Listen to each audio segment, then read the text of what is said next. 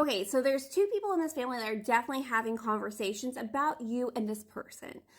And they are also talking about how they can't mention you. They can't mention your name because there's something that is upsetting about you, which we were getting like this childish, chaotic energy that I feel like was happening with both of you in this dynamic. And like, if we could just lock them in a room and just like put them together, like they'll figure it out. Like I'm getting, what is that movie? It was from the 90s where like the kids lock the parents down in the basement. Like it's like that, only like a reversal. So this may even be a parent, and I'm getting, yeah, like some kind of parent and like someone else in the family talking about like, yeah, let's just like put them down there and let them figure it out. They'll figure it out. They'll eventually have to talk to each other. Yeah, because there is something about they wish for you. Like you are, if this person was to write down on like paper of what they really want, and it's not this like money and this fame or whatever they're trying to obtain in some kind of way, some status, like that's not really what they want. That's the list they would like give their friends or their buds or whatever. But like whatever that list is of like what they would want for themselves and in a connection, they had it. It was with you. You two were just very codependent and like it was not going to work. So let's see. There's two secrets that are happening here. One's not a secret at all, which is that it's you. But we are kind of getting that is part of the secret. So this person fights against it so much. They have their boundaries up when it comes to you.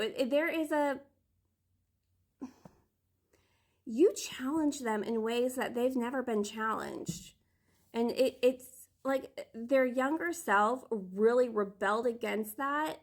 And then when they did that, like in this connection where it's like, oh, I know I asked for this and I wanted this, but I'm not ready to actually have this and be able to take care of it in the way that it would need to be taken care of.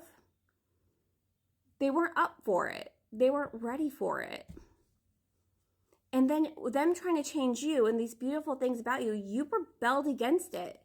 That's why, like, I feel like you two went at it. Like, in a way that it's almost like both, it doesn't even matter who started it. And this is from their family. Like, this is the energy I'm taking it from these two people talking, that it doesn't even matter who started it. We're going to finish it. They look at you, because I am getting, there is at least one parent, because I keep coming back to this parent thing. So one of these people is a parent, and they look at you like you're their child too. They care about what happens to you too. They care about, and I think it's the way that you loved their child. And it doesn't necessarily have to be like their immediate parent, but someone who definitely has that energy around them, like a parental figure, a caregiver of sorts. It's like that, they care about you and they care about them and they want them to get it together so that, because you'd be the best thing. And it's not just that you'd be the best thing for them, but like them opening up to like who they really are, it would be good for you too. Like they just feel like you two would be able to work it out now, that you're not so codependent and childish and ready to rebel against each other. You have a stronger voice. That's kind of what I'm hearing. Like there's something about you. You may have been very reserved, shy, because I do feel like this is an energy of the beauty that you always have been, that you are, wasn't as easily accepted. You might have been a little weird. That's okay. Collective, if you're here, we're all a little weird. It's okay. But it may have been projected. You brought out the insecurity that people had in themselves. I look for you everywhere. I look for you everywhere, and I know I messed up everything. You were what they called the universe to. You called the universe to. This person's very protective over you. It's interesting. I feel like with this connection, we talk a lot about like soul ties and twin flames and soulmates and all of that, but we also have a soul family. This family is very connected to you too. Their parent could have been your parent in a past life, because there is such a strong, that's my child too, and I want what's best for them, and you two need to get away from each other, because I am actually your mama daddy in this lifetime, but I was their mama daddy in that lifetime, and I'm not going to let you hurt my beautiful butterfly? What? Like, it does. It feels like you were a grasshopper thinking you was a butterfly. You would have stayed in your chrysalis if you hadn't separated.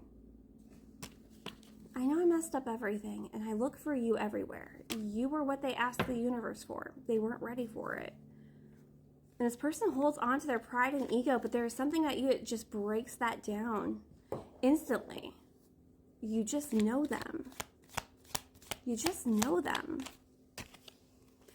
I know it was a distraction from your pain. You just know them. So we're getting like a little bit like depressy, like sad kind of energy. And that's something that you kind of felt like, that you were a distraction from their pain. You were something different. It's like all of these painful things were happening and you were the shiny, sparkly light that gave them hope. But so focused on how other people would perceive it. Interesting. You two are so tied in the soul family.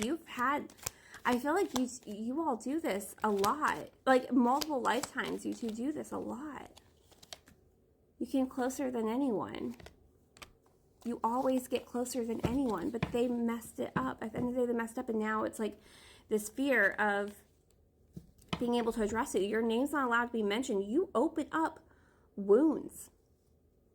But those wounds are meant to be opened up because they never really healed. It's like they were never stitched and like antibacterial medicine put in it. Like they just slapped a Band-Aid. They slapped a Band-Aid over you. You affect this person to this day in a very significant way. Did you all see that just now? Yeah. I think so, yes. You do. You were the big shift in their life. You were the change. You were the change. You're the light. Yeah, and this person knows it too. And it's like their own protective energy of like, if I'm not, what if you don't still see beauty in me? Because you saw so much beauty in them. They worry that you wouldn't still see it. My heart breaks for this family because there is something that's they are so sure. They're so sure that you two could work it out. Because they miss you. And they just want to know if you miss them too. And I feel like that's all of you. Like they miss you. The family misses you. And the person we're talking about misses you. But the question is, do you miss them too?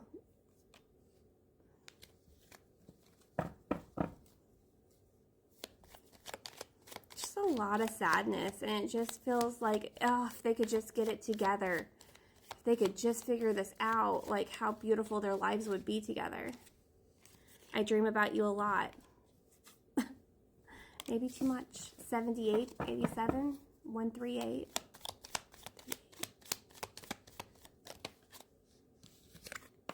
Wait.